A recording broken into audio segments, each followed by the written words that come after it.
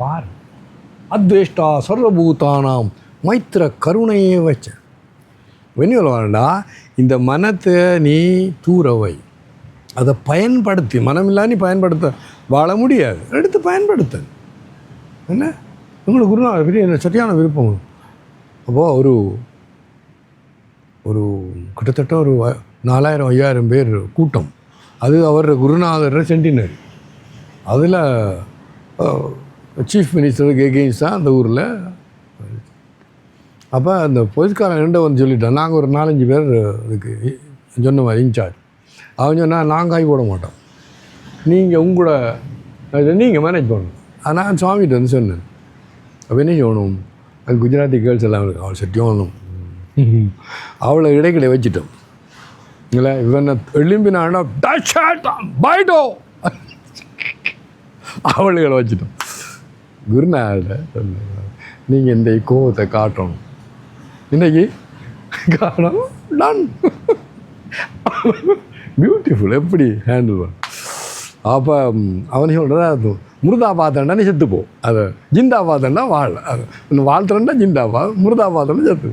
இவன் கொஞ்சம் முருதா பாயத்தோடனே பாடி விளப்போம் இந்த பொம்பளை கேள்சலாம் கொடுத்தாங்க.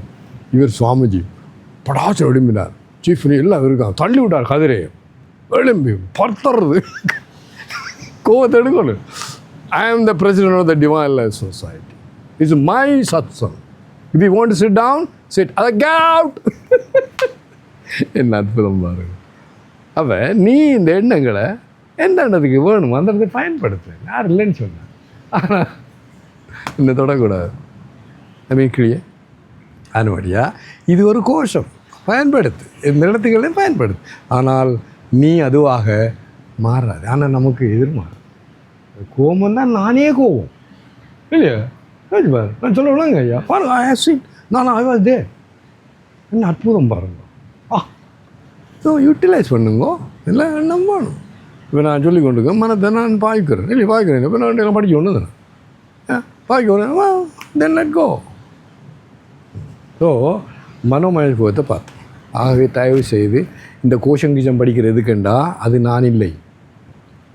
அன்னமயம் பிராணமயம் மனம் 3 நானில் தள்ளிவை, அதில் இயற்கையை பயன்படுத்தி தள்ளிவை. இது நானும் இல்லை என்னதும் இல்லை. அடுத்தது விஞ்ஞானமய கஹா, விஞ்ஞானமய கோஷம் உண்டா என்ன? What is intellectual seat? The intellect and the 5 organs same. புத்தியும் இந்த ஞான இந்திரியம் 5ம் ஷீட். ஓகே, அது பேர் புத்தி. அது என்னவாம்? அடுத்தது இது பேராலான் மனோமய கோஷம், விஞ்ஞானமய கோஷம். ஆனால் அது இந்த நடத்தையால், இந்த காரியங்களாலாம், இல்லாட்டி 2 ஒன்று தான். மனம் புத்தி சித்தம் அகங்காரனாலும் சூக்ஷ்ம சரீரம். ஆனால் இந்த இடத்துல மனம் செய்கிறலையாண்டு அது, ஆனால் புத்தி டிசைட் பண்ணும் செய்கிறா இல்லை, yes you are going to do it. அவ்வளோதான் வித்தியாசம். என்ன சொல்கிறார்? இந்த அன்னமயம் பிராணமயம் மனோமயம் 3ஐயும் இந்த விஞ்ஞானமயமாகிய புத்தி இது பரந்திருக்கிறது. இதுக்குள்ள மற்ற 3ம் இருக்குது. பாருங்கள், அது 3ஐயும் என்ன உனக்குள்ள கூட நீ கண்ட்ரோல் பண்ணலாம். யோசிச்சு பாருங்க, புத்திமான் பலவான். கொடுங்க கொடுங்க.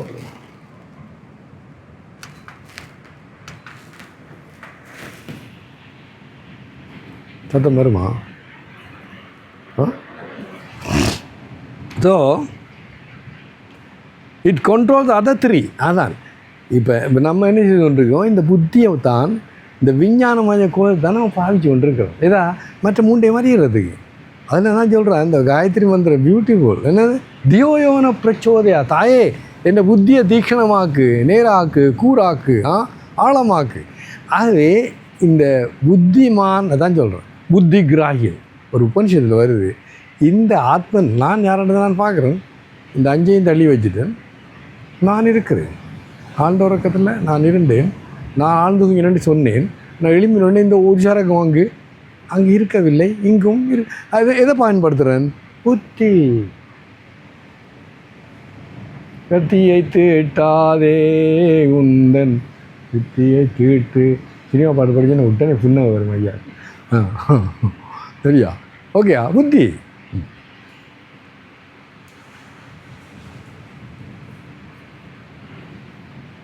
ஸோ மனோமயத்துக்கும் விஞ்ஞானமயத்துக்கும், அதாவது அந்த கோஷத்துக்கும் இந்த புத்தி ஆகிய கோஷத்துக்கும் 2 பேருக்கும் இந்த 5 புலன்களை தான் அவங்க பயன்படுத்தலாம். சரிதானே?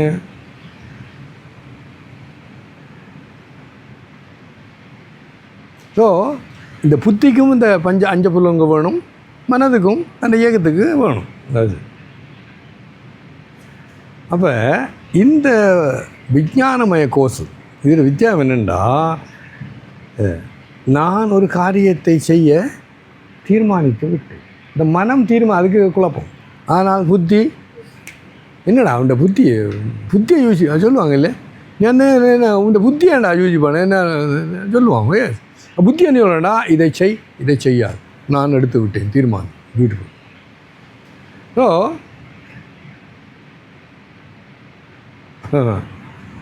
இப்போ இந்த புத்தியில் இருக்க குறை என்னென்னா, நான் யாருன்றது எனக்கு தெரியாது, என் ஆத்ம ஞானம் எனக்கு இல்லாதபடியா நான் செய்கிறேன், நான் அனுபவிக்கிறேன். கர்த்திருத்துவ போக்திருத்துவ அபிமானம், இதுதான் இந்த ஜீவாத்மாவோட லட்சம்.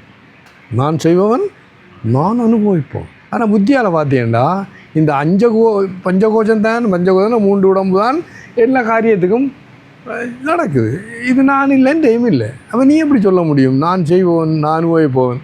இல்லை, அதில் நான் சாட்சி, அவஸ்தாத்திரையே சாட்சி. இந்த காரியங்கள் விழிப்புலையும் கனவுலையும் நடக்குது, அதை நான் சாட்சியாய் பார்க்குறேன் ஒழிய அதை நான் கலந்து கொள்ளவில்லை. பியூட்டிஃபுல். அடுத்தது இதில் அடுத்த விஷயம் என்னென்னா, இந்த புத்தியை நீ சரியான முறையில் பயன்படுத்தினேன்டா, அதனால் ஐ ஆம் த இன்ஃபினிட், அண்டம் கடந்த ஒரு உண்மை, அதுவும் அங்கே வருது, இந்த புத்தியில் அங்கே வருது. நீ முட்டாள் தான், அந்த புத்தியை முட்டாளும் யூஸ் பண்ண. இப்போ நான் சொன்ன மாதிரி அதுக்குள்ள படிப்பு வேணாமா நம்மளை கௌசல்யாடா சொன்னேன்டா, இவனில் இந்த டெரரிஸ்ட் எல்லாம் அவ்வளோ புத்தியமாக விஞ்ஞானிகள் அந்த மாதிரி கண்டுபிடிக்கிறாங்க. அவனு புத்தியை தானே வைக்கிறான், அது டேட்டின்றது. ஆகவே புத்திலையும் என்னது, ஆழ்ந்த அகன்ற கூறிய தூய, அங்கே இது முழு இருக்குது, ஆனால் தூய்மை இல்லை. அவள் அதுவும் புத்தி தான், பல எச்சரிக்கையாக இருக்கும். தெரியும்? தெரியும்டா. அப்போ இந்த ஞானம் உனக்கு வந்தால் அகம் பிரம்மாஸ்மி சொல்கிறதும் அந்த புத்தியிலேருந்து வந்த ஞானம்தான். சரிதானே? அடுத்தது, அப்போ நீ தவறாக எடுத்துக்கொண்டா, நான் உயரம், நான் கட்டை, எனக்கு பசிக்குது, நான் சந்தோஷமாக இருக்கிறேன், இதெல்லாம் கூட இதுதான் விசேஷம். இந்த அறிவு, இந்த ஞானம் இல்லை, அது கூறிய தூய ஆழமான புத்தி இல்லாமல் வருது. யூ ரெக்கக்னைஸ் உள்ளபடி உள்ளதான். இப்போ அலை பிரியாக்கும் ஆத்ம ஞானம் வந்துட்டான். நான் போய் பார்க்க போகிறேன், இந்தா நான் ஆத்ம ஞானின்னு சொல்லுவேன், நான் தண்ணி ஒப்போ மணி அலை தண்ணியாகவே எப்பொழுதும் இருக்குது. அவ்வளோ அது தெரியாது. அதில் இருந்தால் அந்த மகான்களுக்கு கொஞ்சம் கூட அகங்காரமாக இருக்கும். அவன் சொல்லுவான், சுவாமி ரமண மயத்தூரம் சொன்னாலும், சுவாமி என்னடை விட எனக்கு தெரியும், உனக்கு தெரியாது. இது என்ன எனக்கு இப்போ ஒரு அலைக்கு தெரியும் நான் தண்ணி என்று, மற்ற அலைக்கு தண்ணி என்று தெரியாது. இது எனக்கு ரொம்ப உழைஞ்சிருக்கு. பியூட்டிஃபுல் விளங்கா. அப்போ அது மற்றதெல்லாம் சித்தி புத்தி அதெல்லாம் விடுங்கள இல்லை. இங்கே இது சிம்பிள், ஒரு சரியான ஒரு செகண்டில் நிற்க தட் எங்கே இருக்கு புத்தியில். அறிஞர் ஐ ஆம் த இன்ஃபினிட் வர்றது, நான் தூய மகிழ்ச்சி. சொல்லுங்க, சாதாரண மகிழ்ச்சி இல்லை. நமக்கு இருக்க மகிழ்ச்சி என்னது, அந்த பனங்காட்டு மரக்கறி என்னம்மா, அதை ஒன்று போட்டு விட்டால் தெரியுமா உங்களுக்கு? நானும் விஜயலட்சுமாவும் பீச்சில் இருக்கோம். சாமிஜி மரக்கறி நடக்குது. என்ன சொல்கிறா? மரக்கறி எனக்கு விளங்கல. அப்புறம் பார்த்தேன், என்னது மரக்கறி நடக்குது? 4 கால் மரக்கறி. அம்மா அப்போ என்ன சொல்கிறா? அதானே. இப்போ அப்துல் கலாம் இதுக்கு அந்த அமெரிக்காவிலேயே அவங்களோட கொடியை இறக்கி மரியாதை செய்தாங்க. அப்படி என்ன இருந்து அறிவு, அந்த ஆன்சியன்ட் மூளையை பாதுகாப்பாக வச்சுருக்காங்க. அறிவோட திறன் இல்லையோ?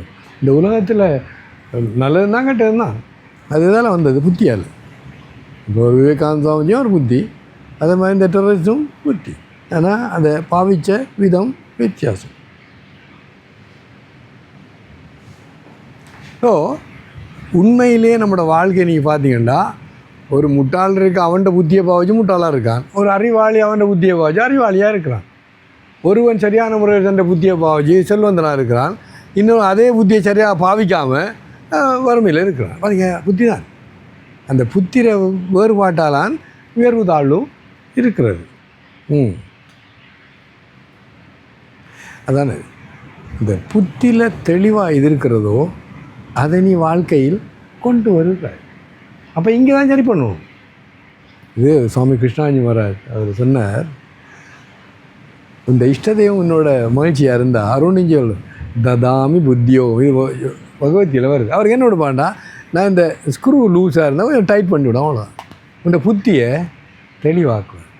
ததாமி புத்தியோகம், புத்தி ஆகிய யோகத்தை நான் அதால் வருவாங்க. அப்போ நாங்கள்லாம் ஒன்றா தான் செய்வோம். அது கூட வேல்யூபிள் பாருங்கள்.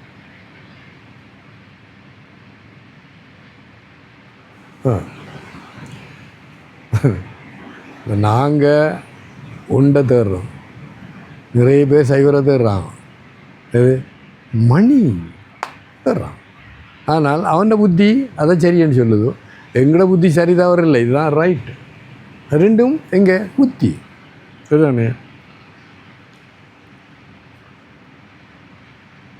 ஸோ ஒரு புதுசாக ஒன்றை புதுப்பிக்கிறது, ஒன்றை படைக்கிறது, ஒன்றை டிஸ்கவர் கண்டுபிடிக்கிறது.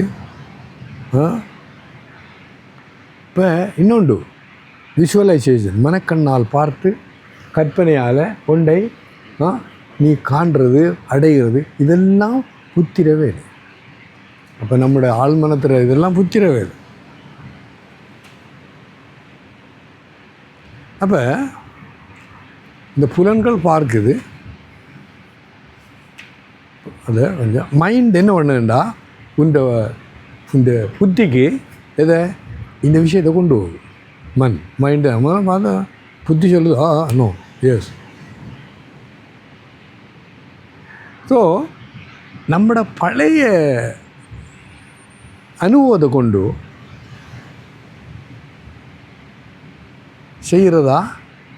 செய்கிறலையாண்டதை நம்ம சொல்லுங்க தீர்மானிக்கிறோம்.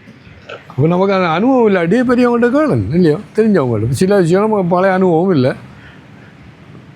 ஸோ அதன்படி நம்ம காரியங்களை செய்கிறோம்.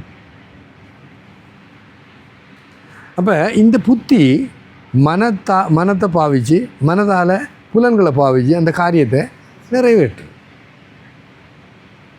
ஸோ முதல்ல புத்தி, மனம், அப்புறம் புலன்கள், அடுத்த உடம்பு, அதெல்லாம் பாவிச்சு ஒரு காரியத்தை செய்ய வைக்கிறது. அதிலிருந்து தான் புத்தின் து சாரதியும் வித்தி. இது கத்தோபனிஷத்தில் இந்த புத்தியை டிரைவராக சொல்கிறாங்க. 5 குதிரைகள், 5 புலன்கள், கடிவாளம் மனம், டிரைவர் புத்தி, அதில் மாலிக்கண்டா நாம் ஆத்மன். அதான் அந்த கதையில் வரும். அப்போ அது என்ன சொல்கிறான்டா, சமனஸ்கா மைண்ட்ஃபுல்லாக கிளியராக புத்திமானாக இருந்தால் இந்த குதிரையெல்லாம் ஒழுங்கு பண்ணிவிட்டு அவன் எங்கே போகணும் அங்கே போய் சேருவான். அவன் முட்டாளாக இருந்தால், குடியாக இருந்தால், தவிர இருந்தால் எடுத்தடுப்புலேயே வண்டி கவனம் இடத்தை போய் சேராது. அதுதான் சொல்கிறேன், சமனஸ்காண்டா அறிவுள்ளவன் மைண்ட்ஃபுல்லோடு இருக்கணும். இந்த டிரைவர் யார்? புத்தி. பியூட்டிஃபுல். ஸோ பிராணமயம், மனோமயம், விஞ்ஞானமயம், இது மூணும் சூக்ஷ்ம சரீரம். இப்போ நம்ம தனித்தனியாக பார்த்துட்டு இருக்கோம். அது மூண்டையும் சேர்த்து நம்ம சூக்ஷ்ம சரீரம்னு சொல்கிறோம். ஸோ இதை இப்படி விசாரம் பண்ணக்குள்ளாம் நம்ம மனம் வேறு புத்தி வேறோண்டு எடுக்கிறோம். ஏன்னா அதில் மனோமய கோஷா விஞ்ஞானமய கொண்டு எடுத்தோம் இல்லையோ. எடுத்தபடியாக அது ஓன்ற காரியம் பொறுத்தபடியாக அதுக்கு வித்தியாசம் பார்க்கலாம். ஆனால் சாதாரணம் எடுத்தால் அது அதிகமாக பார்க்க வேண்டிய அவசியம் இல்லை. அது காரியத்தை பொறுத்து சொல்கிறோம்.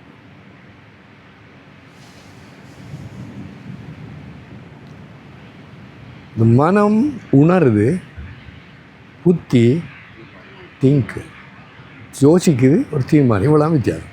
மனம் தீர்மானத்துக்கு வரல. அது எப்படி இது ஒரு இந்த வித்தியாசத்தை வச்சு தான் மனோமய கோஷம் விஞ்ஞானம். இன்னொரு சொல்லுவாங்க, மனத்தை இதயம் என்றும் புத்தியை தலையன்னு சொல்லுவாங்க.